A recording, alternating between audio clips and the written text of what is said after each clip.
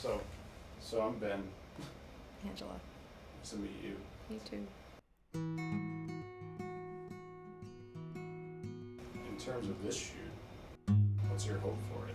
It's been something that I wanted to do since I was originally diagnosed, which will be 3 years in January.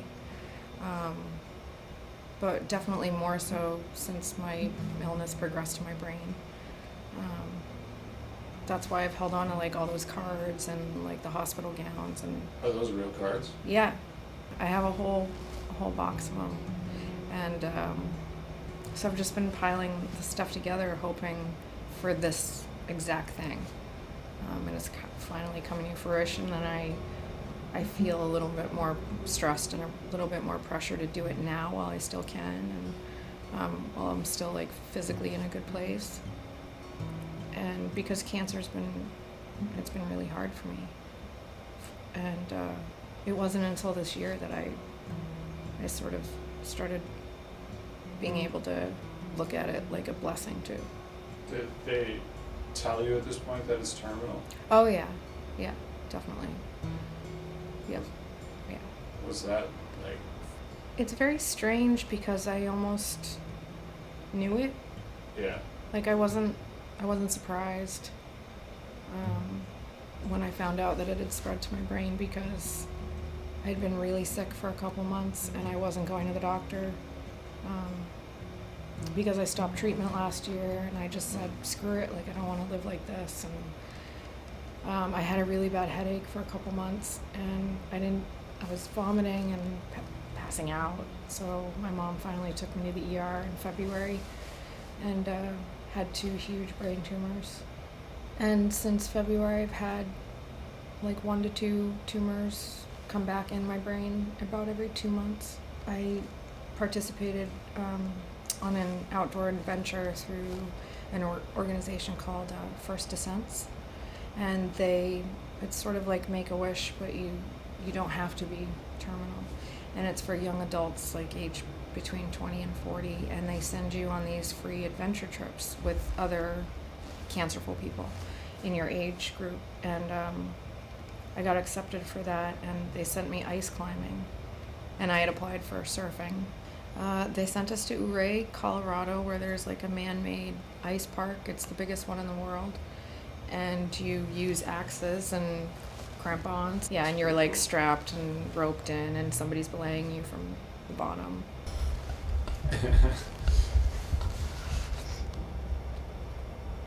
There was a group about 12 of us, and all in different stages of our disease, some terminal, some in remission, and definitely spending a week with them doing something that was completely out of our comfort zone for all of us was inspiring. And I came home from that with a very different feeling, and quit my job, sold my house, moved home with family, and decided I was going to travel until my money ran out and until I can't do it anymore. And so that's what I've been doing for That's awesome. the last year.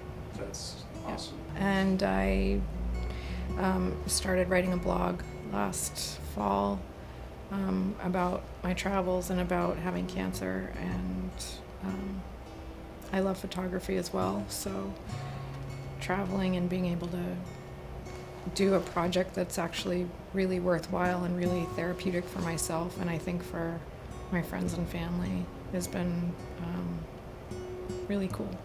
And it's I like to do it now because it gives me something to do, because I can't work, and it keeps me responsible and like to myself. And You're one of those people that needs to have a schedule. yeah, I am one of those. Have you always been that way? Kind of, because I've always been in like some kind of management or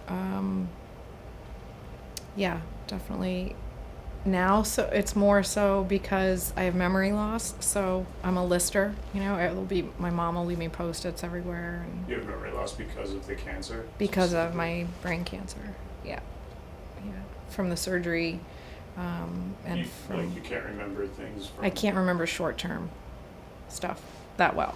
Just little things that I don't remember you know. But no, I think of cancer now as there were 3 things that I always wanted in my life, and one was travel, and one was to take pictures, and the other was to write. And I'm kind of somehow doing all of those things now, but I just have cancer. So it's sort of, that's what I mean when I say like cancer is my blessing and my curse. Do you try to like ignore the fact that you have cancer? Or do you No, embrace it? it's very present all the time. Yeah. It's always there. So like right now, it's there. Oh yeah. You can feel it. You feel it. Physically? Yeah. I mean, I have a headache right now, which is most of how brain tumors will present themselves, is first with a headache, and but that's all that I really have to deal with. I struggle with my lungs a little bit from all the radiation. Hasn't affected my mobility or speech or anything like that yet, which is great. Yeah. I can talk. Yes. So what's your next plan? What are you doing next? What's your next adventure? I'm supposed to leave for Hawaii the day after Christmas. I just went to Hawaii in September, but I want to go back and do it again. I've never been to Hawaii. Oh, it's magical. It's so beautiful. Like Kauai specifically, it's just paradise. I hate the winter. I just got back from LA. Oh, nice. I go out there several times a year because actually somebody I met through cancer camp, as I call it, lives in LA. He's a screenwriter. He has brain cancer as well, so I go see him a few times a year. I don't like being cold anymore. No. I just want to be in a warmer place. Yeah. Yeah. I don't like this crap. This is crazy. No. I can travel and I can write and I can read, and I don't really know what else I would be doing. So I'm doing everything I want to right now. Good. Until I can't. Right now, I am having surgery next week because I do have 2 more brain tumors. And hopefully still get to Hawaii and keep writing. And this project alone, this photo project, has just been like a dream come true, because I just feel like it's an integral part of what I'm doing, because I feel like sometimes I can just, like this shoot in particular, I feel like I'm not even gonna need to write a blog to go along with it. Like, it's just cancer through photos. And I like that because it gives me a break sometimes from writing, and I think it allows people to sort of look instead of read, and you don't see a lot of the darker side of cancer and what people go through emotionally and physically. And I think because it hit me so hard right away, when I was diagnosed with breast cancer, it's very raw for me, that whole year that I was going through chemo and radiation and surgeries, and there is a darkness to it. And we don't see that. We see pink ribbons and we see, walks for the cure and all of that. Like, we don't see this. And I think people need to see it to fully appreciate the disease. And it's part of who I am, so I want to put it out there. And Liesl said something the other day. She's like, what you're doing is really important because you're leaving a legacy. My mom, I don't have any brothers or sisters, but that makes me feel good knowing that she'll have this. Is your mom cool? You got a cool mom. Oh yeah, best. She's been with me at every single appointment since I've been diagnosed. She's always been there. She's always given me space when she knows I need it, because I deal with a lot of this by myself, because that's the way I choose to, I guess, is I need to be alone with it sometimes. and she lets me do that, and she supports everything I'm doing, which is, I don't know what else I could ask for.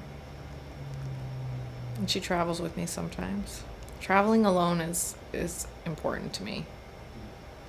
Maybe that's because I'm 37 and I haven't really had that person in my life that I would, I guess, be doing all these things with. So, yeah, being solitary and sort of alone, I need that time. Yeah, to feel like me. I'm going back to Hawaii twice within like a few months.